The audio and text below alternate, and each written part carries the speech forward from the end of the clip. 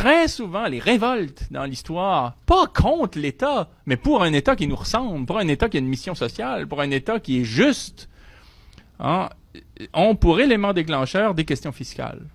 Et quand les peuples s'intéressent à la fiscalité, ça veut dire qu'on est à l'aube d'un soulèvement et d'une révolte.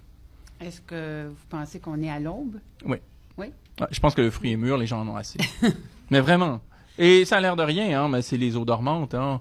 Vous vous rappelez, bon, vous savez, quand il y a 50 ans, en mai de l'année 1968, il y a eu, pas seulement en France, mais dans le monde, un mouvement de contestation formidable. Mais en mars 1968, 2 mois avant que ça éclate, dans le quotidien Le Monde, il y avait un éditorial qui s'intitulait « La France s'ennuie ». Ben, ça n'a pas duré longtemps. Tu sais. Ben, ici aussi, on s'ennuie. On s'ennuie, puis mais il y a les mouvements profonds dans les fonds marins sous les eaux étales. Hein, pendant qu'on a l'impression qu'on s'ennuie, la colère gronde.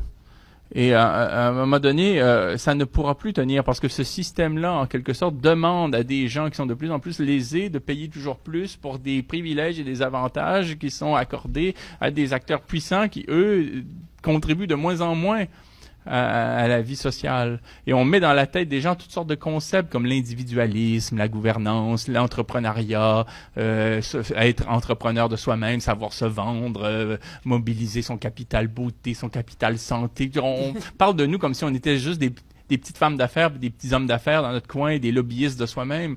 À un moment donné, on va se rappeler qu'on vit ensemble et qu'on a intérêt à s'organiser ensemble, parce que tant qu'on est morcelés comme des petits individus en concurrence les uns contre les autres, on s'affaiblit. Et bien sûr que ça va revenir, parce que c'est dans le paysage culturel que de penser ensemble la solidarité. C'est d'ailleurs un lien beaucoup plus spontané que celui de la concurrence.